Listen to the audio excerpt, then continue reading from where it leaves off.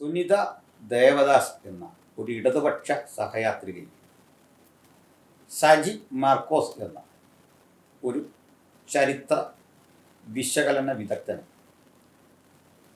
സുനിതയുടെ ചാനലിൽ Palestine Israel പ്രശ്നങ്ങളെക്കുറിച്ചുള്ള ശ്രദ്ധേയമായ ഒരു വീഡിയോ ചെയ്തു കണ്ടു. അതേക്കുറിച്ചൊന്ന് പ്രതികരിക്കേണ്ടത് അനിവാര്യമാണ് എന്ന് തോന്നുന്നു. ഇതിൽ സജി മർക്കോസ് എന്നയാൾ ചരിത്രത്തിലും ദൈവശാസ്ത്ര വിശകലനത്തിലുമൊക്കെ ഉള്ള തൻ്റെ പാണ്ഡിത്യവും ഗ്രാഹ്യവും ഈ ചർച്ചയിൽ പ്രകടമാക്കുന്നുണ്ട്. എന്നാൽ എന്താണ് വാസ്തവത്തിൽ ഈ പാലസ്തീൻ ഇഷ്യൂ എന്ന് ഗഹനമായൊരു പഠനത്തിന് ഈ സുനിത എന്ന് പറയുന്ന മാഡം തയ്യാറായിട്ടുണ്ടോ എന്ന് എനിക്കറിയില്ല. ഒരുപക്ഷെ അവർക്ക് അടിസ്ഥാനപരമായി ഇടതുപക്ഷ വീക്ഷണം ഉള്ളതുകൊണ്ട് പാലസ്തീനികൾക്കൊപ്പം നിൽക്കുകയാണ്, അതോ അപ്പുറത്ത് ഇസ്രയേൽ എന്ന ഒരു രാഷ്ട്രത്തിൻ്റെ രാഷ്ട്രീയമായ അവകാശത്തെയും അവർക്ക് ഉണ്ടാകേണ്ട മനുഷ്യാവകാശങ്ങളെയും കുറിച്ചുകൂടി ചിന്തിക്കാൻ ബാധ്യതയില്ലേ എന്നുള്ള ഒരു പ്രഥമ ചോദ്യം ചോദിച്ചുകൊണ്ട് ഞാൻ ഈ വിശകലനത്തിലേക്ക് കടക്കുകയാണ്. ഇവരുടെ ചർച്ചകളിൽ പ്രധാനമായും വന്നത് ക്രൈസ്തവർക്കിടയിൽ എന്തുകൊണ്ടാണ് ഒരു ഇസ്രയേൽ അനുകൂല നിലപാടുണ്ടായത്. കാരണം ചരിത്രത്തിലുടനീളം കത്തോലിക്ക സഭയും മറ്റ് എപ്പിസ്കോപ്പൽ സഭകളുടെ അന്നത്തെ വേർഷനുകളും കൃത്യമായി ഒരു ജൂത വിരോധം നിലനിർത്തി എന്നുള്ളതാണ്. ആ ജൂതവിരോധം മാറിയിട്ട് ആ ജൂതന്മാരെ മനുഷ്യർ സ്നേഹിച്ചു തുടങ്ങിയത്, ക്രൈസ്തവർക്ക് അവരോട് താല്പര്യം വന്നു തുടങ്ങിയത് മാർട്ടിൻ ലൂതറിൻ്റെ പ്രൊട്ടസ്റ്റൻ്റ് നവീകരണവും പിൽക്കാലത്ത് ഇവാഞ്ചലിക്കൽ സഭകളുടെ ആവിർഭാവത്തോടും കൂടിയാണെന്നാണ്. ആകട്ടെ, അതിൽ കുറേ ശരിയുണ്ടെന്ന് തന്നെയാണ് എൻ്റെ ഈ വാദം. എന്നാൽ അങ്ങനെയാണെങ്കിൽ അതൊന്ന് പഠനവിധേയമാക്കണ്ടേ. എന്തുകൊണ്ട് പ്രൊട്ടസ്റ്റൻ്റുകളും ഇവാഞ്ചലിക്കൽസും യഹൂദ സമൂഹത്തെ അവരുടെ രാഷ്ട്രീയ കാഴ്ചപ്പാടുകളെ പിന്തുണയ്ക്കും? അതിന് ഈ സജി മർക്കോസ് സാർ പറയുന്ന ന്യായങ്ങൾ കുറേ ശരിയുമാണ്. വിയോജിപ്പ് വരുന്നത് എവിടെയാണെന്ന് ഞാൻ പറയാം. അദ്ദേഹം പറയുന്നു, ബൈബിളിലെ അവസാന പുസ്തകമായ, അദ്ദേഹത്തിൻ്റെ വാദം 67ാമത് പുസ്തകമായ വെളിപ്പാടെന്നാണ്. എന്നാൽ 67ാമത് പുസ്തകമല്ല, 66ആണ് വെളിപ്പാട് പുസ്തകം. അതൊരു ഗുരുതര തെറ്റല്ല, പക്ഷേ രണ്ടാവർത്തി അദ്ദേഹം 67 എന്ന് തൻ്റെ വീഡിയോയിൽ പറയുന്നത് കൊണ്ട് ഞാൻ സൂചിപ്പിച്ചു. 66ാമത്തെ പുസ്തകമായ വെളിപ്പാട് പുസ്തകം ഒരു കാലഘട്ടം വരെ സഭ വായിക്കില്ലായിരുന്നു. ബൈബിൾ വായിക്കുന്നതിൽ സഭയ്ക്ക്, വിശ്വാസികളത് വായിക്കുന്നതിൽ താല്പര്യമില്ലായിരുന്നു എന്നുള്ള വാദവും വസ്തുതയാണ്. ഈ വെളിപ്പാട് പുസ്തകം ജനകീയമാക്കുന്നതും അത് ചർച്ചക്കെടുക്കുന്നതും ഇവാഞ്ചലിക്കൽസ് ആണ് എന്ന് അദ്ദേഹം പറഞ്ഞു കൊടുക്കുന്നു. അതും ശരിയാണ്.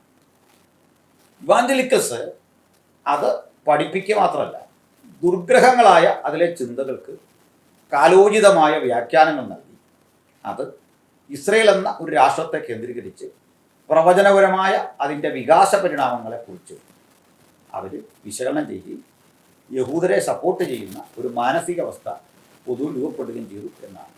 എന്നാൽ ഇവാഞ്ചലിക്കൽസിനെയും പ്രൊട്ടസ്റ്റന്റുകളെയും അതിൻ്റെ ആകത്തുകയിലെടുത്താൽ കത്തോലിക്ക സഭയോളം വരില്ല. കത്തോലിക്ക സഭയോ അല്ലെങ്കിൽ യാക്കോബായ ഓർത്തഡോക്സ് സഭകളോ ഈ വഴിയിലൂടെ സഞ്ചരിച്ചു എന്ന് അത്ര കണ്ട് അങ്ങോട്ട് അംഗീകരിക്കാൻ വയ്യ. കാരണം വളരെ വ്യക്തമായ ദൈവശാസ്ത്ര വിഭിന്നത ഈ സഭകൾക്ക്, യാക്കോബായ ഓർത്തഡോക്സ് കാത്തലിക് സഭകൾക്ക് ലൂതറിൻ്റെ നവീകരണ ശേഷം രൂപപ്പെട്ട ക്രിസ്ത്യാനിത്വത്തിൻ്റെ രീതികളോടുണ്ട്. ഇന്നും അത് നിലനിൽക്കുന്നു പരസ്പരം. അതുകൊണ്ട് ലൂതർ വെട്ടിത്തെളിച്ച വഴിയിലൂടെ പിൽക്കാലത്ത് രൂപപ്പെട്ട പ്രവചന പഠനങ്ങൾ അതിലെ കത്തോലിക്ക സഭയും അങ്ങനെ തന്നെ ചിന്തിച്ചു എന്നുള്ള സജി മർക്കോസിൻ്റെ നിഗമനം പുനഃപരിശോധിക്കും എന്ന് ഞാൻ പ്രതീക്ഷിക്കട്ടെ. ഇനി അങ്ങനെയാണെങ്കിൽ സജി മർക്കോസ് സാർ ഉൾപ്പെടെ ഉള്ളവർക്ക് ഇതിൻ്റെ ഉള്ളടക്കത്തിൻ്റെ പ്രാധാന്യതയെക്കുറിച്ചുകൂടി ഒരു പഠനം നടത്താൻ ഈ ഒരു അവസരം നന്നാകും എന്ന് ഞാൻ കരുതുകയാണ്. കേവലം വെളിപ്പാട് പുസ്തകത്തെ മാത്രം ആധാരമാക്കിയിട്ടുള്ള ഒരു നിഗമനമല്ലത്. കാരണം വെളിപ്പാട് പുസ്തകം ഒരാൾക്ക് പഠിക്കണമെങ്കിൽ ദാനിയേൽ പ്രവചനം എന്ന പഴയ നിയമത്തിലെ 27ാമത്തെ പുസ്തകം പഠിക്കണം. അതോടനുബന്ധിച്ച് അതിനു മുമ്പ് കിടക്കുന്ന എഹെസ്കേൽ പ്രവചനമുണ്ട്, യിരെമ്യാ പ്രവചനമുണ്ട്, യെശയ്യാ പ്രവചനമുണ്ട്. ഇതിലൂടെ എല്ലാം കടന്നു പോകാതെ ഒരാൾക്ക് വെളിപ്പാട് പുസ്തക ഉള്ളടക്കം അത്ര കണ്ട് കാര്യമായി പഠിക്കാൻ കഴിയില്ല. അങ്ങനെയെങ്കിൽ ഇസ്രയേലുമായി ബന്ധപ്പെട്ട് നടന്ന സംഭവ വികാസങ്ങൾക്ക്, ഞങ്ങൾ പറയുന്ന കാര്യങ്ങൾക്ക് ഭൂതകാലത്ത് എന്തെങ്കിലും പ്രസക്തി ഉണ്ടായിരുന്നു? ഇതാണ് ആദ്യം അന്വേഷിക്കേണ്ടത്.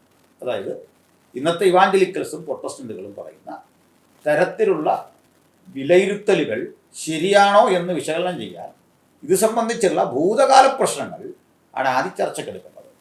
ആ ചർച്ചയിൽ ഒരു കാര്യം കാണാം.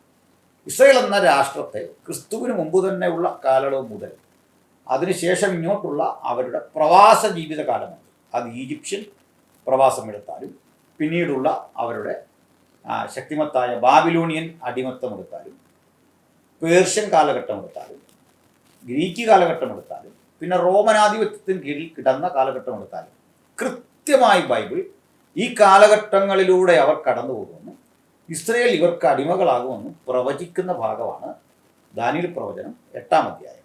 അത് കേവലമായ ആരോപിത വ്യാഖ്യാനമല്ല. ഒരു ഉദാഹരണം ഞാൻ നിങ്ങളോട് പറഞ്ഞാൽ, ദാനിയേൽ 8 ആരംഭിക്കുന്നത് ഒരാട്ടുകൊറ്റനും കോലാട്ടുകൊറ്റനും തമ്മിലുള്ള സംഘട്ടനത്തെക്കുറിച്ച് പറഞ്ഞാണ്, രൂപകാർത്ഥത്തിലാണ്.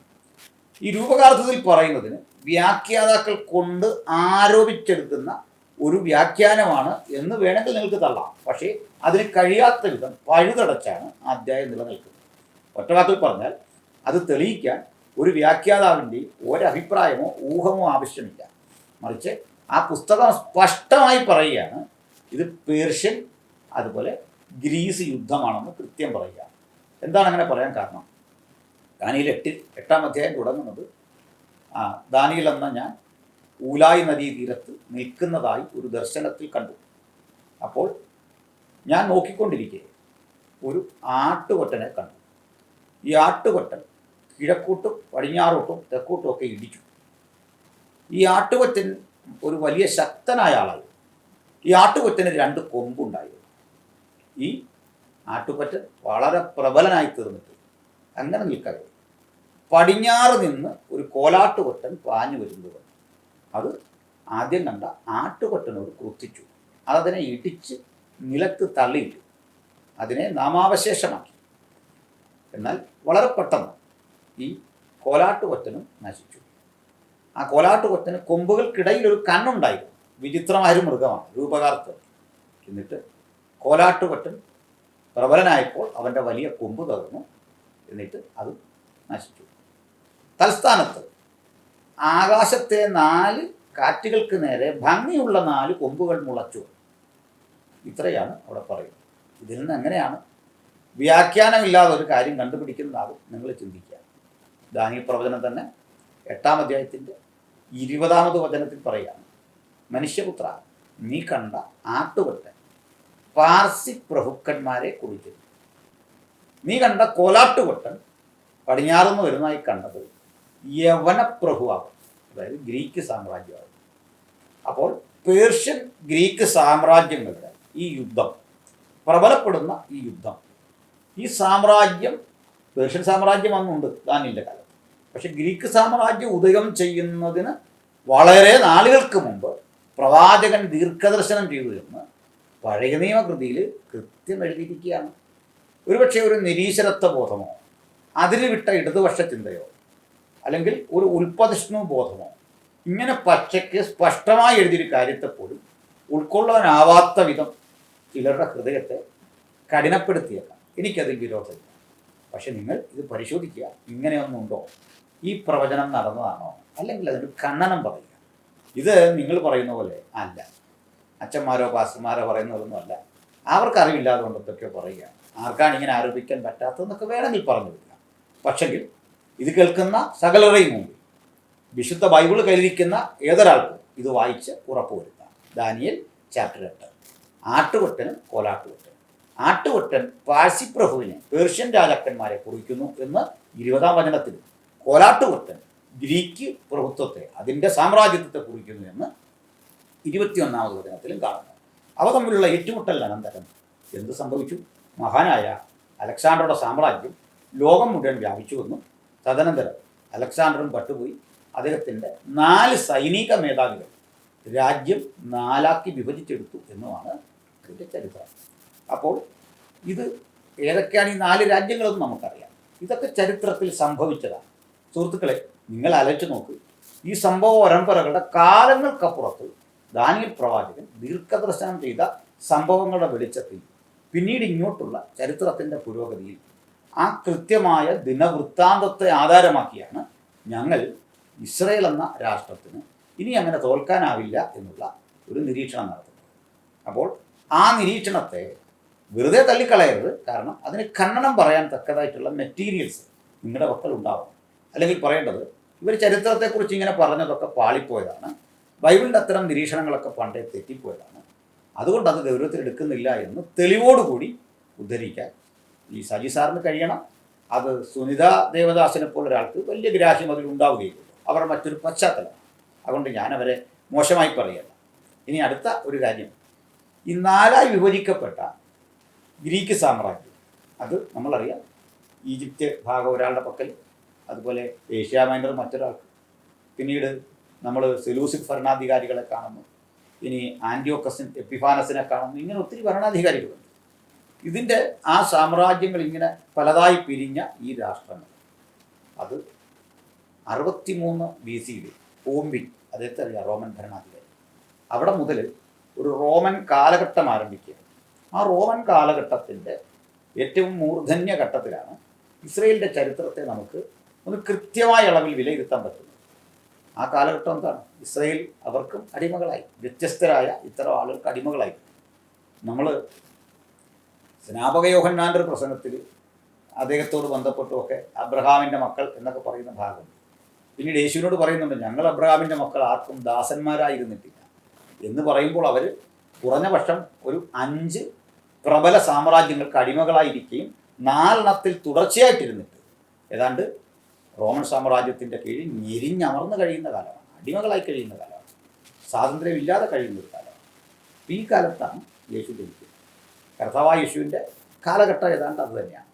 അങ്ങനെ ഏതാണ്ട് ഈ സംഭവ പരമ്പരകൾക്കൊടുവിൽ 66 AD ആകുമ്പോഴേ ഒരു ശക്തിമത്തായ യുദ്ധം റോമൻ ഭരണകൂടം യെരുസലേം പിടിക്കാൻ വേണ്ടി നടത്തുകയാണ്. അതാണ് 4 കൊല്ലം നീണ്ടു. ഏതാണ്ട് 60,000-ൽ പരം വരുന്ന റോമൻ പടയാളികളെ ഉപയോഗിച്ചുകൊണ്ട് 4 കൊല്ലം നീണ്ടുനിന്ന യുദ്ധത്തിലൂടെയാണ് യെരുസലേമും പരിസര പ്രദേശങ്ങൾ മുഴുവൻ റോമൻ ആധിപത്യത്തിന് കീഴിൽ വരുന്നത്. അങ്ങനെ കിടന്ന യെരുസലേം ഇത്രയും യഹൂദന്മാരുടെ ഒരു വലിയ പ്രതീക്ഷയായിരുന്നു. ദേവാലയമൊക്കെ നിലനിന്നിരുന്ന സ്ഥലം.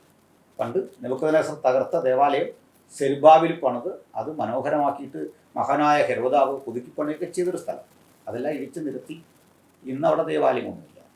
ഈ സ്ഥലം ആണെന്ന് ലോകത്തിലെ ഏറ്റവും വലിയ ഒരു മതപരമായ തർക്കഭൂമി എന്ന് നമുക്ക് പറയാം. അപ്പോൾ ഈ സ്ഥലത്തോടും അതിൻ്റെ രാഷ്ട്രീയത്തോടുമുള്ള ഞങ്ങളുടെ ആകാംക്ഷ ഇസ്രയേൽ ജയിക്കുന്നതോ പാലസ്തീൻ ജയിക്കുന്നതോ അല്ല. കാരണം മനുഷ്യരാരും മരിക്കാൻ പാടില്ല, എല്ലാവരുടെയും പ്രാണൻ തുല്യ വിലയാണ്. അതിന് മതത്തിൻ്റെ ഇടുങ്ങിയ കണ്ണുകളിലൂടെയോ രാഷ്ട്രീയത്തിൻ്റെ ഇടുങ്ങിയ കണ്ണുകളിലൂടെയോ അതിനെ കാണാൻ പാടില്ല. അപ്പോൾ നമ്മൾ ലോകത്തിൻ്റെ പലയിടങ്ങളിൽ നടക്കുന്ന ഇതര മരണങ്ങളും അതുപോലെ തന്നെ പാൻ ഇസ്ലാമിക് രാഷ്ട്രത്തിന് വേണ്ടിയുള്ള അവരുടെ പോരാട്ടങ്ങളെയും ഒക്കെ കണ്ടിട്ട് പറയുകയാണ് അതും ഇതും വേറിട്ട് കാണണം എന്നൊക്കെ പറയുന്നത് അത് തെറ്റായൊരു നരേഷനാണ്. ഞാനിതിന് എന്തിനാണ് പറയുന്നത് ചോദിച്ചാൽ, ഇപ്പോൾ ഈ ഹമാസും ഹിസ്ബുള്ളയും ഒക്കെ ഇപ്പോൾ നടത്തിക്കൊണ്ടിരിക്കുന്ന ഈ യുദ്ധമുണ്ട്. ഈ യുദ്ധങ്ങൾ വാസ്തവത്തിൽ അവർ നിർത്താൻ പോകുന്നില്ല. കാരണം വലിയ തോതിലേക്ക് പോകാനും അവർക്കാവില്ല, അത് നിർത്തുകയില്ല. കാരണം ഇതൊരു ബിസിനസ്സാണ്. എങ്ങനെയാണത് ബിസിനസ് ആവുന്നത് പറയാം. ഈ ഹിസ്ബുള്ളയാകട്ടെ അതല്ലെങ്കിൽ ഹമാസ് ആകട്ടെ, ഇവരെല്ലാം ഈ പെട്രോൾ ഡോളർ സമാഹരിക്കുക, ഇരവാദം മുഴക്കി വൻതോതിൽ പണം സമാഹരിക്കുക. ഇത് പാലസ്തീനിൽ പാവങ്ങൾ പട്ടിണി കിടക്കുന്നു, സ്ത്രീകളെയും മുല കുടിക്കുന്നവരെയും കുഞ്ഞുങ്ങളെല്ലാം കൊല്ലുന്നു. ഇങ്ങനെ ഒരു കഥയാണ് എപ്പോഴും. കഥയെല്ലാം സത്യമാണ്. എന്നാൽ മറുവശത്ത് ഇത് വെറുതെ ചെയ്യുന്നതല്ല. അപ്പുറത്ത് ഇസ്രയേൽ അനുഭവിക്കുന്ന കഷ്ടപ്പാടുകളെക്കുറിച്ച് ഒരു മീഡിയയും ചർച്ച ചെയ്യുന്നില്ല. ഏതെങ്കിലും സോഷ്യൽ മീഡിയയിലെ ചില ഒറ്റപ്പെട്ട അത്ര ആധികാരികമൊന്നും അല്ലാത്ത ചില വിലയിരുത്തലാണ് ഇസ്രയേലിനെ പറ്റിയുള്ള യുദ്ധത്തെ പറ്റിയൊക്കെ. ഇസ്രയേൽ ഇപ്പോൾ അടിക്കുമെന്നും ഇപ്പോൾ ജയിക്കുമെന്നും ഇതേണ്ട ഇറാനെ പാടെ കുറച്ച് ഇങ്ങനെയൊക്കെ കുറേ അതിശോക്തി കലർന്ന ആധികാരികമല്ലാത്ത വാർത്തകൾ നമുക്ക് കിട്ടുന്നുണ്ട്. എന്നാൽ നിങ്ങൾ പരിശോധിച്ചാൽ ഒന്ന് മനസ്സിലാവും, ഇത് മാധ്യമങ്ങളുടെ ഒന്നും പിന്തുണ അവർക്കില്ല. ഒറ്റപ്പെട്ടാണ് അവർ ഈ പ്രശ്നങ്ങളെല്ലാം അഡ്രസ്സ് ചെയ്യുന്നത്. അപ്പോൾ ഇവർ ജയിക്കുമെന്ന് ഒരാൾ നിരീക്ഷണം പറഞ്ഞാൽ അത് താല്പര്യം കൊണ്ടാണ് എന്ന് നിങ്ങൾ ധരിക്കരുത്. നമുക്ക് യാഥാർത്ഥ്യം പറയാൻ ഉള്ള അവകാശങ്ങളുണ്ട്. നിരീക്ഷണത്തിലെ യാഥാർത്ഥ്യം ഇങ്ങനെ ചെല്ലാം ഇതിൻ്റെ പരിമിതി. പിന്നെ അതിന് പ്രവചനങ്ങളുടെ പിൻബലമുണ്ടെങ്കിൽ അത് ഊട്ടിപ്പറയുന്നത് അവരവർ വിശ്വസിക്കുന്ന ആ വിശ്വാസത്തിൻ്റെ ആ യുണീക്നെസ് ഒന്നുകൂടി സ്ഥാപിക്കപ്പെടാൻ അത് ഫലപ്രദമാകും എന്നുള്ളതുകൊണ്ടാണ് ഇവിടെ അന്ധമായിട്ട് പാലസ്തീനികളുടെ പക്ഷത്തേക്ക് കൂറുമാറിക്കൊണ്ട് അവിടെ നിന്നുകൊണ്ട് അത് മാത്രമാണ് ശരി എന്ന നിലയിലേക്ക് ചർച്ച ചെയ്യുന്ന ആളുകളാണ് വസ്തുതകൾ കാണാതെ പോകുന്നത്. ഞാൻ ഒരു കാലഘട്ടത്തിൽ ഒരു പാലസ്തീൻ പിന്തുണക്കാരനായിരുന്നു. ഞാൻ സുവിശേഷകനായിരിക്കുമ്പോൾ തന്നെ ഇത്തരം കാര്യങ്ങളെ ഒരു ഇടതുപക്ഷ ബോധത്തിൽ തന്നെ നേരിട്ടിട്ടുണ്ട്. എന്തിനാണ് ഇവരിങ്ങനെ മനുഷ്യരെ കൊല്ലുന്നത്? കാരണം നമ്മൾ കാണുന്ന ദൃശ്യങ്ങളെല്ലാം ഇങ്ങനെയാണ്. പക്ഷേ ഈ രാജ്യത്തേക്ക് പലയാവർത്തി പോയി വരാനും പഠിക്കാനും ഒക്കെ എൻ്റെ അക്കാഡമിക്കലായ താല്പര്യം കൊണ്ടൊക്കെ അവസരങ്ങളുണ്ടായി. അവിടെ ചെല്ലുമ്പോഴാണ് ഇതിൻ്റെ നിജസ്ഥിതി മനസ്സിലാക്കുന്നത്. ഈ രാഷ്ട്രത്തിൽ ഇസ്രയേൽ എന്ന് പറഞ്ഞൊരു രാഷ്ട്രം ഒട്ടേറെ ആധുനികവൽക്കരിക്കപ്പെട്ട ഒരു രാജ്യമാണ്. അവിടെ മതമോ മതരഹിത ജീവിതമോ ഒന്നും ഒരു പ്രശ്നമല്ല. വാസ്തവത്തിൽ അവർ റിലീജിയസ് ഒന്നുമല്ല. അവരുടെ ദേശീയതാബോധമാണ് സത്യത്തിൽ നമ്മൾ ഈ മതം എന്ന നിലയിലൂടെ കാണുന്നത്. അതിന് മതത്തിൻ്റെ ചേരുവകളൊക്കെ അവർ ഉപയോഗിക്കുന്നത് പോലും അവർക്കിടയിൽ ഒരു ഐക്യത എന്നതിനപ്പുറത്തേക്കൊന്നുമില്ല. അവിടെ ക്രൈസ്തവരുണ്ട്, മുസ്ലിങ്ങളുണ്ട്. യഹൂദന്മാർക്കിടയിൽ അവരോടൊപ്പം തന്നെ ക്രൈസ്തവ സമൂഹമുണ്ട്, മുസ്ലിങ്ങളൊരു മതന്യൂനപക്ഷമായിട്ടുണ്ട്. വലിയൊരു കാര്യം, അവിടെ മാർസിസ്റ്റുകൾ അല്ലെങ്കിൽ ഇടതുപക്ഷ കക്ഷികൾക്ക് യാതൊരു പ്രശ്നമില്ല, അവർക്കും പ്രവർത്തിക്കാം. ഞാൻ ഓർക്കുന്നു, ഈ മറിയയ്ക്ക് ദൂതൻ പ്രത്യക്ഷപ്പെട്ടു എന്ന് കരുതുന്ന ഒരു സ്ഥലമുണ്ട്. അവിടെ തൊട്ടടുത്തായിട്ട് കണ്ടത് ഈ അരിവാൾ ചുറ്റിയ ഉള്ള ചെങ്കൊടി പാറി പറക്കുന്നതാണ്. അപ്പം ഞാൻ ഓർത്തത് CPM-ൻ്റെ ലോക്കൽ കമ്മിറ്റി ഇവിടെ ഉണ്ടാവും എന്നിങ്ങനെ ചുമ്മാ തമാശയ്ക്ക് ചോദിച്ചു. അപ്പോൾ അവിടെയുണ്ട് കമ്മ്യൂണിസ്റ്റ് പാർട്ടി ഓഫ് ഇസ്രയേലുണ്ട്, അതിൻ്റെ പ്രവർത്തനങ്ങൾ. അത് സാധിക്കുമോ? നിങ്ങൾക്ക് നിരീശ്വരനായിരിക്കാനോ, നിങ്ങൾക്ക് മതം മാറി മുസ്ലിം ആകാനോ, ക്രിസ്ത്യാനിയാകാനോ, മതരഹിതനാകാനോ ഒക്കെ ഒരു ബുദ്ധിമുട്ടും ഇല്ലാത്തൊരു രാജ്യമാണ്. മനുഷ്യന് അത്രയും സ്വാതന്ത്ര്യം അവിടെ കൊടുക്കുന്നുണ്ട്. ഇനി ഇവരുടെ മന്ത്രിസഭയിലുമൊക്കെ മതന്യൂനപക്ഷങ്ങൾക്ക് പ്രാതിനിധ്യമുണ്ട്. ഇനി എന്താ തർക്ക വിഷയം? ഇത് കയ്യേറി ഇസ്രയേൽ പിടിച്ചു എന്ന നിലയിൽ പറയാനാണ് പലർക്കും ഇഷ്ടം. എന്നാൽ വസ്തുത അങ്ങനെയല്ല. കയ്യേറ്റം നടന്നതിൻ്റെ ഒരു ചരിത്രം നമ്മൾ വളരെ പിന്നിലേക്ക് ഇറങ്ങിപ്പോകണം. ഈ കയ്യേറ്റം കുടിയേറ്റം എന്നൊക്കെ പദം ഈ ഇടതുപക്ഷ ചിന്തകർ പറയുമ്പോൾ അത് കേരളത്തിലും നടന്നിട്ടുണ്ട് എന്നത് കാണാതെയാണ് ഒരൊറ്റ പോക്ക് പോകുന്നത്. അട്ടപ്പാടിയിലെ ആദിവാസിയുടെ ഭൂമിയോ അതല്ലെങ്കിൽ നമ്മുടെ സുരേഷ് കുമാറും VS-ഉം ഒക്കെ ചേർന്ന് അങ്ങ് മൂന്നാറിലുമൊക്കെ സർക്കാർ ഭൂമി തിരിച്ചു പിടിക്കാൻ ശ്രമിച്ചതോ ഒക്കെയായ ചർച്ച വരുന്നിടത്ത് തന്ത്രപരമായ ഒരു മൗനം അവലംബിച്ചിട്ട് എങ്ങോട്ട് പോകും? നേരെ അവിടുത്തെ അധിനിവേശത്തെക്കുറിച്ച് സംസാരിക്കാൻ കഴിയും. എന്നാൽ ചുമ്മാതെ ഇവരുടെ പക്കലെ ഭൂമിയെല്ലാം കൂടെ തട്ടിയെടുക്കുകയായിരുന്നു. നമ്മുടെ നാട്ടിലൊക്കെ കണ്ട ഈ കുടിയേറ്റം പോലെ ആയിരുന്നു. ആദിവാസികളുടെ ഭൂമി സ്വന്തമാക്കാൻ വേണ്ടി നാട്ടിലെ കക്ഷികൾ കാണിച്ച ആ പ്രവണതകളും അവർക്ക് പിൽക്കാലത്ത് മന്ത്രിമാരായി കഴിയുമ്പോൾ പട്ടയം പതിച്ചു കൊടുക്കുകയൊക്കെ ചെയ്യുന്ന രീതി ഈ കേരളത്തിൽ ഇന്നും ഞാൻ CK ജാനുവിനെ ചില ആഴ്ചകൾക്ക് മുമ്പ് നേരിട്ട് കണ്ടു. അവരൊരു വിഷമത പറഞ്ഞത് പട്ടയമേള എന്ന് പറഞ്ഞൊരു കലാപരിപാടി നമ്മുടെ നാട്ടിലുണ്ട്. 100 പട്ടയം, 50 പട്ടയം ആദിവാസിക്ക്, 50 പട്ടയം കുടിയേറ്റക്കാർ. അതിൽ കുടിയേറ്റക്കാർക്ക് പക്കാ പട്ടയമാണ്, മറ്റവർക്ക് ഒരു കൈവശ രേഖയാണ്, ബാങ്കിലൊക്കെ വെക്കാൻ പോലും കഴിയില്ല. ഭൂവുടമകളാക്കി അവരെ കാണുന്നില്ല, കാരണം ഇവർ വിറ്റുകളയെന്നാണ് പറയുന്നത്. അപ്പോൾ അവർക്ക് എന്തോ കഴിവുകേടുണ്ട്, അവരുടെ ഇച്ഛാശക്തിയെ മുഴുവൻ നമ്മളാണ് കൊണ്ടു നടക്കുന്നത്, അതുകൊണ്ട് അവർക്ക് കൊടുക്കരുത്, അവർക്ക് ബാങ്ക് വെച്ചാൽ ലോണ് കിട്ടത്തില്ല. ഇത്തരം പ്രവണതകൾ നടക്കുന്ന ഒരു നാട്ടിലിരുന്നു കൊണ്ട് അല്ലെങ്കിൽ ഒരു നാട്ടിൻ്റെ ഭാഷയിൽ നമ്മൾ ലോകരാഷ്ട്രീയം ചർച്ച ചെയ്യുമ്പോൾ നമ്മുടെ സമശിഷ്ടങ്ങളെ കാണാതിരിക്കുന്നു എന്നുള്ള ഒരു പ്രശ്നം കൂടി ഞാൻ ഈ സമയത്ത് അവതരിപ്പിക്കുകയാണ്. ഏതായാലും അതൊക്കെ അവിടെ നിൽക്കട്ടെ. ഇപ്പോൾ ഇസ്രയേൽ എന്ന് പറയുന്ന ഒരു രാജ്യം അവിടെ വെറുതെ നുഴഞ്ഞു കയറിയതല്ല. നുഴഞ്ഞു കയറിയെന്നൊരു പദം പോലും തെറ്റാണ്. കാരണം ഒന്നാം ലോകമായുദ്ധം കഴിയുമ്പോൾ അവർ ബ്രിട്ടനെ സഹായിച്ചു എന്നുള്ള കാരണത്താൽ അവരുടെ സയൻറ്റിസ്റ്റുകൾ തിയോഡർ ഹെഴ്സലിൻ്റെയും അതുപോലെ മാഞ്ചസ്റ്റർ യൂണിവേഴ്സിറ്റിയുടെയൊക്കെ ഉന്നതന്മാരായ പ്രൊഫസേഴ്സ് ഇവരുടെ യുദ്ധങ്ങൾക്ക് വേണ്ട വലിയ പിൻബലം നൽകുകയും ആയുധങ്ങൾ സപ്ലൈ ചെയ്യുകയൊക്കെ ചെയ്തതുകൊണ്ട് അവരുടെ കമ്പനികൾ ആയുധങ്ങൾ ഡിസ്ട്രിബ്യൂട്ട് ചെയ്തതിൻ്റെ പേരിൽ അവർക്ക് കൊടുക്കാം എന്ന് പറഞ്ഞ ഒരു പാരിതോഷികമാണ് ഒരു രാഷ്ട്രം. അപ്പോൾ ബ്രിട്ടൻ്റെ ആധീനതയിൽ കിടന്നൊരു ഭൂപ്രദേശമാണ്. അപ്പോൾ ബ്രിട്ടൻ എന്ത് ചെയ്തു? ഇത് കൊടുക്കാമെന്ന് പറഞ്ഞു. എന്നാൽ ബ്രിട്ടൻ അത് കൊടുക്കാൻ പറ്റില്ല. കാരണം ബ്രിട്ടൻ്റെ ചേരിയില്ലെന്ന് റഷ്യയുണ്ട്. അതുകൂടാതെ അറബ് രാജ്യങ്ങളും റഷ്യയും തമ്മിലുള്ള ബന്ധം വലുതാണ്. അപ്പോൾ ബ്രിട്ടൻ പകരം ചെയ്തത്, നിങ്ങൾക്ക് രാഷ്ട്രം തരാൻ ഞങ്ങൾ നിസ്സഹായരാണ്, പകരം നിങ്ങൾക്ക് അവിടെ ചെല്ലാം, ആ രാഷ്ട്രത്തിൽ ചെന്ന് സ്ഥലം വില കൊടുത്തു വാങ്ങാം. അപ്പോൾ പോയിടങ്ങളിലെല്ലാം യാത്ര ചെയ്ത് ജോലി ചെയ്ത് അവരുടെ ബുദ്ധിശക്തി കൊണ്ട് സമ്പന്നന്മാരായി മാറിയ യഹൂദന്മാർക്ക് അവിടെ ഭൂമി വാങ്ങാൻ കഴിയും. അപ്പോൾ തങ്ങൾ വിറ്റഴിക്കുന്ന ഈ ഭൂമിയുടെ വിലയും മൂല്യവും തിരിച്ചറിയാതെ അവിടെ അപ്പോൾ വസിച്ചിരുന്ന തദ്ദേശവാസികൾ ഇത് വിറ്റഴിച്ചുകൊണ്ടായിരുന്നു. അത് അങ്ങോട്ട് നുഴഞ്ഞു കിടക്കാൻ, എങ്ങനെ നുഴഞ്ഞു കിടക്കാൻ? പണം കൊടുത്ത് ഈ ഭൂമി വാങ്ങാൻ അവർ സുഹൃത്തുക്കളെ യഹൂദന്മാർ പ്രേരിപ്പിക്കുകയും പലിശരഹിതമായി വായ്പ അനുവദിക്കുകയും വീണ്ടും അവരുടെ വിഭവശേഷി വർദ്ധിപ്പിക്കുന്നതിൻ്റെ ഭാഗമായി കൂടുതൽ കുഞ്ഞുങ്ങൾക്ക് ജന്മം നൽകുന്ന കുടുംബാംഗങ്ങൾക്ക്, അമ്മമാർക്ക് അവാർഡുകൾ കൊടുത്തുകൊണ്ട് ഈ സംവിധാനമെല്ലാം മെച്ചപ്പെടുത്തി. പിന്നീട് നമ്മൾ കണ്ടത് സെക്കൻഡ് വേൾഡ് വാറിലൂടെ കഴിയുന്നതാണ്. സെക്കൻഡ് വേൾഡ് വാർ കഴിയുമ്പോഴേക്കും ഇത് കൃത്യമായി ബ്രിട്ടൻ ലോകത്തെ രാജ്യങ്ങളുടെ മീതെയുള്ള ആധിപത്യമെല്ലാം അവസാനിപ്പിച്ചു പോവാണ്, ഇന്ത്യ അടക്കമുള്ള രാജ്യങ്ങൾ. അപ്പോഴും ഇവരുടെ ഒരു സ്വതന്ത്ര രാഷ്ട്ര പദവി അംഗീകരിക്കുന്നില്ല. 1948 മെയ് 14 അവർ സ്വതന്ത്രവും പരമാധികാരവുമുള്ള ഒരു രാഷ്ട്രമായി സ്വയം പ്രഖ്യാപിക്കുകയാണ് ചെയ്യുന്നത്. അത് പിൽക്കാലത്ത് അംഗീകരിച്ചിരുന്നതൊക്കെ മാസങ്ങൾ കഴിഞ്ഞാണ് ഐക്യരാഷ്ട്രസഭയിലുമൊക്കെ വോട്ടിനിട്ട് 11-നെതിരെ 33 വോട്ടുകൾ നേടിക്കൊണ്ട് ഇസ്രയേൽ ഒരു സ്വതന്ത്ര രാഷ്ട്രമാകിയിരുന്നു. ഇന്നും അറബ് രാജ്യങ്ങളിൽ പലതും ഇസ്രയേലിനെ അംഗീകരിക്കാത്ത രീതിയുണ്ട്.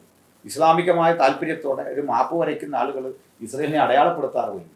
കാശ്മീർ ഇന്ത്യയുടെ മറുവശത്ത് വരച്ചുകൊണ്ടാണ് ഇന്നും ഈ രാഷ്ട്രങ്ങൾ നമ്മുടെ രാജ്യത്തിൻ്റെ അതുകൂടി മാറ്റി വരയ്ക്കുന്ന നോക്കുക. ഇതൊക്കെ ഉള്ള ഒരു നാട്ടിൽ ഒരു സംസ്കാരത്തെയും ചരിത്രത്തെയും അറിയുന്ന നമ്മൾ നിഷ്പക്ഷമായി കാര്യങ്ങളെ കാണേണ്ടതുണ്ട്. അതിന് ബൈബിളിലുള്ളത് കൊണ്ടോ അത് സുവിശേഷകർ പ്രസംഗിക്കുന്നതുകൊണ്ടോ അത് തെറ്റിപ്പോകുന്നു എന്ന് പറയുന്നതിനകത്ത് അർത്ഥമില്ല. അല്ലെങ്കിൽ ഡാറ്റ വച്ച് അതിനെ കൃത്യം എസ്റ്റാബ്ലിഷ് ചെയ്യാൻ അല്ലെങ്കിൽ പ്രൂവ് ചെയ്യാനാണ് ബഹുമാനായ സജി മാർക്കോസ് സാറും പ്രിയപ്പെട്ട മാഡം സുനിത ദേവദാസും ഒക്കെ തയ്യാറെടുക്കേണ്ടത്. അല്ലെങ്കിൽ CM മൗലവി പോലുള്ള ചില ആളുകൾ വന്ന് ഈ ചർച്ചയിൽ പങ്കെടുക്കുന്നുണ്ട്. മറുവശത്ത് നിന്നുകൊണ്ട് ഇസ്രയേൽ അനുകൂലികളായി സംസാരിക്കുന്നവരുടെ ഭാഗം കൂടി കേൾക്കാനുള്ളൊരു ബാധ്യത നിങ്ങൾക്കുണ്ടാകേണ്ടതാണ്. അതെന്താണ് ഉണ്ടാകാത്തത്? അത് ചർച്ചയുടെ ജനാധിപത്യ മര്യാദയും പ്രതിപക്ഷപരമായ അവരുടെ അവകാശവുമാണ്. അപ്പോൾ അതിന് നിങ്ങൾ തയ്യാറാവാത്തത് കൊണ്ടാണ് ഞാനിങ്ങനെ എൻ്റെ ഒരു പ്രതികരണം ഈ രൂപത്തിൽ തരുന്നത്. ഇനി മറ്റൊന്ന്, ഈ സ്ഥലത്തേക്ക് 48-ന് ശേഷം സെക്കൻഡ് വേൾഡ് വാറിന് ഒക്കെ ശേഷം ആധിപത്യം ഉറപ്പിച്ച് ഇസ്രയേൽ ക്രമാനുഗതമായി വളർന്നു. അവരുടെ വളർച്ച അതിശോക്തി കലർത്തി ഒക്കെ നമ്മൾ കേൾക്കാറുണ്ട്. എങ്കിലും അഭൂതപൂർവമായ ഒരു വളർച്ച ആ നാടിനുണ്ടായിരുന്നതാണ്. യുദ്ധങ്ങളെയൊക്കെ ചെറുത്ത് നിൽക്കാൻ അവർക്ക് നല്ല കഴിവും പ്രാപ്തിയും ഒക്കെ ഉണ്ടായി. ലോകരാഷ്ട്രങ്ങളിൽ ഭൂരിപക്ഷ രാഷ്ട്രങ്ങളും അവരെ എതിർത്തിട്ടുണ്ട്. അതൊന്നും വകവയ്ക്കാതെ അവർ വളർന്നു. ഇതിനിടയിൽ ബ്രിട്ടൻ അന്ന് ഒരു രാഷ്ട്രവും ഒരു ജോർദാൻ്റെ ഇങ്ങേ മേഖല മുഴുവനായിട്ട് പാലസ്തീനികൾ തമ്പടിച്ചു കൊള്ളാനും നിങ്ങളിവിടെ രാഷ്ട്രമായി ഇരുന്നു കൊള്ളാനും ഒക്കെ അനുവാദം കൊടുത്തിട്ടാണ്, അവസരം കൊടുത്തിട്ടാണ്. അത് വേണ്ട, ഇതിനകത്ത് തന്നെ നുഴഞ്ഞു കിടക്കാം, ഇതിനകത്ത് തന്നെ നുഴഞ്ഞു കയറിക്കൊണ്ട് നമുക്ക് ഇതിനകത്ത് തന്നെ ജീവിക്കാം എന്നുള്ള ആഹ്വാനത്തോടെ അറബ് രാജ്യങ്ങളും അതുപോലെ റഷ്യയും ഒക്കെ അവരുടെ മുമ്പിൽ വെച്ച ആ വലിയ അജണ്ടയ്ക്ക് കീഴിൽ ഇന്നത്തെ പാലസ്തീനികൾ ചതിക്കപ്പെടുകയായിരുന്നു. ഒറ്റവാക്കിൽ പറഞ്ഞാൽ പാലസ്തീനികൾ ചതിക്കപ്പെട്ടിരിക്കുന്നു. ഹമാസിനാൽ ചതിക്കപ്പെട്ടിരിക്കുന്നു, ഹിസ്ബുള്ളയാൽ ചതിക്കപ്പെട്ടിരിക്കുന്നു, ഇവരുടെ സഖ്യകക്ഷികളായിട്ടൊക്കെ നിൽക്കുന്ന രാഷ്ട്രങ്ങളാൽ ചതിക്കപ്പെടുന്നു. ഈ പാവങ്ങൾക്ക് വിദ്യാഭ്യാസവും പരിഗണനയും പഠനവും ഒന്നും കൊടുക്കാതെ, അവരെ സാമൂഹികത്തിൻ്റെ വഴിത്താരകളിലൂടെ നയിക്കാതെ, നമ്മുടെ നാട്ടിലൊക്കെ കാണുന്ന പോലെ തന്നെ ഈ മദ്രസാ വിദ്യാഭ്യാസം മാത്രം കൊടുത്തിട്ട് അതിൻ്റെ പരിമിതികളിലൂടെ മാത്രം മനുഷ്യനെ കൊടുക്കുന്നു. ഈ ഒരു പരിസ്ഥിതിയിലൂടെ വളരുന്ന ആ കുഞ്ഞുങ്ങൾക്ക് ഭാവിയെക്കുറിച്ചോ മുമ്പോട്ടുള്ള യാത്രയെക്കുറിച്ചോ വേണ്ടത്ര ഗ്രാഹ്യമുണ്ടാവില്ല. അവരെ ശത്രുക്കളായി, നമ്മളെ പാകിസ്ഥാനികൾ ഇന്ത്യക്കാരനെ ബാല്യത്തിലെ ശത്രുവായി കാണാൻ പഠിപ്പിക്കുന്നവരെ, എൻ്റെ ജന്മസിദ്ധമായ ശത്രുവാണ് യഹൂദനെന്ന് സങ്കല്പിച്ചുകൊണ്ട് അവരെ പട്ടാള ക്യാമ്പിലേക്ക് ഈ മണ്ണെണ്ണ മുക്കിയ തുണി കത്തിച്ച് കുട്ടികളെ കൊണ്ട് എറിയിക്കുക, അവർക്ക് നേരെ കല്ലെടുത്തെറിയിക്കുക. ഇങ്ങനെ ക്രൂരമായ പ്രശ്നങ്ങളിലൂടെയാണ് ആ രാഷ്ട്രത്തെ ഇവർ നേരിടുന്നത്. അപ്പോൾ അവർ ചെറുത്തുനിൽപ്പിന് വേണ്ടി തയ്യാറെടുക്കും. അപ്പോൾ ഇവിടെ ഒരു രാഷ്ട്രം, നമ്മളപ്പോൾ ചിലപ്പോൾ പറയും ചരിത്രം തികഞ്ഞ് നമ്മൾ ഒത്തിരി പിന്നിലേക്ക് പോകണ്ട എന്നൊക്കെ പറയും. എന്നാൽ ആ ചരിത്രം ഈ സ്ഥാപിക്കാൻ തുടങ്ങുന്നവർക്ക് ഘടകവിപരീത ദിശയിലാകുമ്പോൾ പറയും നമ്മൾ ആ സ്റ്റാറ്റസ് കോ അവിടെ നിന്ന് സംസാരിക്കണം. ഇനി സ്റ്റാറ്റസ് കോ എടുത്താലും തൽസ്ഥിതിവാദം എടുത്താലും പൗരാണിക ചരിത്രം എടുത്താലും ഏത് നിലയിലെടുത്താലും ഈ ഇസ്രയേൽ എന്ന രാഷ്ട്രത്തിൻ്റെ മീതെ പൂർണ്ണമായ അധികാരം തീർച്ചയായിട്ടും ആ ഇസ്രയേൽ എന്ന രാഷ്ട്രത്തിന് തന്നെയാണ്. അങ്ങനെയാണ് എൻ്റെ വസ്തുത. ഇനി മറ്റൊരു കാര്യം, യമനികളാണ് ഇന്ന് ഈ അറബ് രാജ്യങ്ങളിൽ ദുബൈ ഭരിക്കുന്നതെന്ന് നമുക്കറിയാം. ബഹ്റിൻ ഭരിക്കുന്നവരാണ്. അത്രയും ഷിയാകൾ ഉണ്ടായിട്ട് സുന്നികളാണ് ഭരിക്കുന്നത്. ഇതിനൊന്നും ആരും ഒന്നും പറയുന്നില്ല. അപ്പോൾ ഓരോ രാജ്യങ്ങൾക്ക് തനതായൊരു രീതിയും അവർ തദ്ദേശവാസികളും അതിന് മീതെ ആധിപത്യമൊക്കെ ചെലുത്തിക്കൊണ്ട് വന്നവരോ ഒക്കെ ഭരിച്ചിട്ടുണ്ട്. ഇന്ത്യയിലെയും സ്ഥിതി ചരിത്രപരമായിട്ടൊക്കെ പോയാൽ വ്യത്യസ്തമൊന്നുമല്ല. അങ്ങനെ പല നാട്ടിലേക്ക് ചെന്നാൽ നമുക്ക് ഈ കാഴ്ച കാണാനായിട്ട് സാധിക്കും. അപ്പോൾ വിമർശനം നടത്തുമ്പോൾ എല്ലായിടത്തെയും ഒരുപോലെ കാണാനുള്ള ഒരു കാഴ്ചപ്പാടുണ്ടാകണം. അത് ഉണ്ടാകുന്നില്ല എന്ന് മാത്രമല്ല, ഒപ്പം വസ്തുതകൾക്ക് നിരക്കാത്ത നിലയിലേക്കുള്ള ചില വ്യാഖ്യാനങ്ങൾ കൂടി സജി മാർക്കോസ് അവർ വെക്കുന്നു. ഏതായാലും ആ പഠനങ്ങൾ അങ്ങനെ പോകട്ടെ. ഞാൻ ഇത് വിശദമായ ഇനിയും ഇതിൻ്റെ തുടർ വിശകലനം നമ്മൾ അടുത്ത ഒരു വീഡിയോയിൽ പറയുന്നുണ്ട്. ഇതിനെ ഇന്ന് ഉപസംഹരിക്കുമ്പോൾ ഇങ്ങനെ പറയട്ടെ, ഈ പാലസ്തീനുമായി ബന്ധപ്പെട്ടുള്ള ഇന്നത്തെ തർക്കങ്ങൾ, ഇന്നത്തെ പ്രശ്നങ്ങളും പരിശോധിക്കും. ഒരു കാര്യം പഠിക്കണം, ഇസ്രയേൽ തോൽക്കില്ല എന്ന് ഞാൻ പറയാൻ കാരണം ആ രാജ്യത്തിലെ ആളുകൾ, അവിടുത്തെ സൈനിക സംവിധാനം, അവർക്കുള്ള ഒരു പ്രത്യേക തരത്തിലെ പരിശീലനം. ആ പരിശീലനം ഞാൻ നിങ്ങളോട് പറയാം. മസദ എന്നൊരു സ്ഥലമുണ്ട്. മസദ സിൻഡ്രോം എന്നുള്ള ഒരു പദം തന്നെ അവരുടെ ചരിത്രവുമായി ബന്ധപ്പെട്ട് പഠിക്കാനുണ്ട്. എന്താണ് ഈ മസദ സിൻഡ്രോം എന്നറിയുന്നത്? അവിടെ മസദ എന്ന് പറയുന്നത് യെരുസലേമിന് ഏകദേശം 30 മൈൽ തെക്ക് മാറിയിട്ടുള്ള ഒരു വലിയ പീഠഭൂമിയാണ്. ആ പീഠഭൂമിക്ക് മീതെ ഉള്ളൊരു വലിയ പർവ്വതമാണ്. അപ്പോൾ ഇത് അവിടെ ഒരു മഹാനായ ഹെരോദാവ് ഒരു കൊട്ടാരമുണ്ടായിരുന്നു. കൊട്ടാരം പണി കഴിപ്പിച്ചു. അദ്ദേഹത്തിൻ്റെ വിശ്രമവേള ചിലവഴിക്കാൻ വേണ്ടി ഉയർന്ന ഈ മലമുകളിൽ വന്ന് പാർക്കുമായിരുന്നു. അതുകൊണ്ട് തന്നെ അവിടെ സമൃദ്ധമായ ജലവുമൊക്കെ ഉള്ള സ്ഥലം നോക്കിയാണ് അവിടെ ഇങ്ങനെ അദ്ദേഹം കോട്ട പണിയുന്നത്. സ്നാനക്കുളമുണ്ട്, മറ്റ് സംവിധാനങ്ങളെല്ലാം അവിടെ ഉണ്ട്. ഇതിന് ചുറ്റും ഏതാണ്ട് 6 മൈൽ വിസ്തൃതിയിൽ കോട്ട കെട്ടിയിരുന്നു, ഇതിൻ്റെ മുകളിലേക്ക് വരാതിരിക്കാൻ ആളുകൾ. ഇതിന് ഏതാണ്ട് ഒരു 20-25 ഏക്കറോളം സ്ഥലം കാണും. ഞാൻ ഈ സ്ഥലത്തൊക്കെ പോയിട്ടുണ്ട്. ഈ സ്ഥലം വരെ പഠിക്കാറുണ്ട്. പുരാവസ്തു ശാസ്ത്രപരമായി വളരെ പ്രാധാന്യമുള്ള സ്ഥലമാണ്. ഇവിടെ ഒരു വലിയ സംഭവം, ഈ 66 ആരംഭിച്ച യുദ്ധം, അത് BC AD 66 ആരംഭിച്ച യുദ്ധം 70ഓടെ തീരുകയാണ്. യെരുസലേം നാശത്തോടെ തീരുകയാണ്. ഒരു ആഗസ്റ്റ് 24 ദേവാലയം ഏതാണ്ട് പൂർണ്ണമായി വീണു. അവിടുന്ന് ആളുകൾ ഏതാണ്ട് പലായനം ചെയ്യുമ്പോഴും 1000 പേരടങ്ങുന്ന സമൂഹം ചെറുത്ത് നിൽക്കുന്നതിൻ്റെ ഭാഗമായിട്ട് ഈ ഹെരോദിയൻ കോട്ട, മസദായിലെ ഹെരോദിയൻ കോട്ട പിടിച്ചെടുത്തു. അവിടെയായി ഇവരെയാണ് സെലറ്റ്സ് എന്ന് പറയുന്നത്. സെലറ്റ്സ്, സീലുള്ളവർ, അതായത് എരിവുകാർ എന്ന മലയാളം ബൈബിളിലെ ആ പരിഭാഷ കൊള്ളാം. നമ്മുടെ യേശുവിൻ്റെ കൂടെ എരിവുകാരനായ ശിമോൻ എന്നൊരു കഥാപാത്രമുണ്ട്. അപ്പോൾ ഇദ്ദേഹം ഈ തീവ്രവാദ സംഘടനയുടെ ഒരു ഭാഗമാണ്. അതായത് ഒരു സ്വതന്ത്ര റിപ്പബ്ലിക്കിന് വേണ്ടിയിട്ട് ആയുധമെടുത്ത് തടരാടാം എന്ന് ചിന്തിക്കുന്ന ഒരാൾ. നമ്മൾ ഈ മാവോയിസ്റ്റുകൾ എന്നൊക്കെ പറയുന്ന പോലെ വെപ്പൺസ് ഉപയോഗിക്കാം. അപ്പോൾ അത് ആംഡ് ആയിട്ടുള്ളൊരു ഫോഴ്സിനെ ഉപയോഗിച്ചുകൊണ്ട് ഒരു സായുധ സേന എന്ന നിലയിലേക്ക് പോരാടുക. 1000 പേര് അടങ്ങുന്ന ഒരു സംഘമില്ല. അവരവിടെ വസിക്കുക, ഭക്ഷ്യപദാർത്ഥങ്ങളെല്ലാം അവിടെ സംഭരിച്ച് കഴിയുക. ഇത് റോമക്കാർക്ക് മനസ്സിലായി. ഇവരെ തുരത്തുക പ്രയാസമാണ്. ഒന്നാമത് ഈ മലയുടെ മുകളിലാണ്, ശക്തിമത്തായ ഈ മലയുടെ മുകളിൽ ചെന്നു പറ്റിയ പ്രയാസമാണ്. അവിടേക്കൊക്കെ ഇന്ന് ചെല്ലാം നമുക്ക്. ഇപ്പോൾ അവിടേക്ക് പൈപ്പും ഒക്കെ സജ്ജീകരിച്ചിട്ടുണ്ട്, കുടിവെള്ളവും സൗകര്യമൊക്കെ ഉണ്ടെന്ന്. നല്ല ഭംഗിയുള്ള സ്ഥലമാണ്. അവിടെ ഇവർ പാർക്കുക. അപ്പോൾ ഇവരുടെ ഈ സ്ഥലം റോമിലെ 10ാം പട എന്ന പേരുള്ള ഒരു സൈനിക ട്രൂപ്പുണ്ട്. 10ാം പട അത് ഭയങ്കര വിജിലൻ്റാണ്, ഭയങ്കര അഡ്വാൻസ്ഡാണ് അന്നത്തെ. ഇവർ ഒരു വിധത്തിൽ നുഴഞ്ഞ് ഇത് കണ്ടുവച്ചു. കാരണം ഇവർ മുകളിലേക്ക് കയറിയാൽ കല്ലൊക്കെ ഉരുട്ടിയിട്ട് ഇവരെ ചെറുക്കാനുള്ള ശേഷി മറ്റവർക്കുണ്ട്. 1000 പേരെ ഉള്ളെങ്കിൽ, 1000 പേര് 1000 സൈനികരല്ല, സ്ത്രീകളുണ്ട്, കുഞ്ഞുങ്ങളുണ്ട്. അവരെല്ലാം കൂടെ കൂടി ഒരു സംഘം ആളുകളാണ്. ഇതൊരു രാഷ്ട്രീയ കക്ഷി പോലെയാണ്. അതിൽപ്പെട്ട ഇത്രയും പേര് ഞങ്ങൾ പോകുന്നില്ല നാട്ടിൽ നിന്ന്, ഞങ്ങൾ ഇവിടെ തന്നെ കഴിയും എന്നുള്ള ചിന്തയോടെ കഴിയുന്ന മനുഷ്യരാണ്. അപ്പോൾ ഇവിടേക്ക് ഈ റോമിലെ 10ാം പട വന്നിട്ട് ഇത് കീഴടക്കാം, നാളെ ആകട്ടെ, അതിനുള്ള എല്ലാ വഴികളും അവർ കണ്ടുപിടിച്ചു. അപ്പം മറ്റവർക്ക് മനസ്സിലായി ഇനി ചെറുത്ത് നിൽക്കുക എളുപ്പമല്ല. കാരണം അന്നത്തെ രീതിയിൽ ഈ യുദ്ധം കഴിഞ്ഞാൽ സ്ത്രീകളുടെയും കുഞ്ഞുങ്ങളുടെയും കാര്യം വിഷയമാണ്. കൊല്ലുമെന്നുള്ളതല്ല, അത് ക്രൂര ബലാത്സംഗത്തിനെതിരെയാണ്. അത് യഹൂദനെ സംബന്ധിച്ചിടത്തോളം, ആരെ സംബന്ധിച്ചിടത്തോളവും ഇതൊരു വല്ലാത്ത അനീതിയായി പറയും. അതുകൊണ്ട് അവർ തീരുമാനിച്ചു ഒരു വഴിയുണ്ട്. അവർ ഇവരെല്ലാം ഒരുമിച്ചിരുത്തിയിട്ട് എല്ലാവരും ഭക്ഷണമൊക്കെ കഴിച്ച് അന്യോന്യം യാത്ര പറഞ്ഞു ഇവരെല്ലാം കൊല്ലാൻ തീരുമാനിച്ചു. അതിനല്ലാത്ത സമ്മതമായി. കാരണം മറ്റവരുടെ കയ്യിലകപ്പെട്ടാൽ നിങ്ങൾ ബലാത്സംഗം ചെയ്യപ്പെടും, കുഞ്ഞുങ്ങളെ കൊല്ലും, ക്രൂരമാണ് ആ രംഗം. അങ്ങനെ അവർ സമ്മതിക്കുകയും ഇത്രയും പേരെ അവർ കൊല്ലാൻ തീരുമാനിച്ചു. അങ്ങനെ അവർ കൊന്നു, സ്വന്തം സഹോദരങ്ങളെയൊക്കെ കൊന്നു. ഇത് 10 പേർക്ക് ഇങ്ങനെ ടോക്കൺ ഇട്ടു. 10 പേര് ടോക്കൺ ഇട്ടിട്ട് 10 പേരെ നിർത്തി അവരെ പരസ്പരം കൊല്ലാൻ തീരുമാനിച്ചു.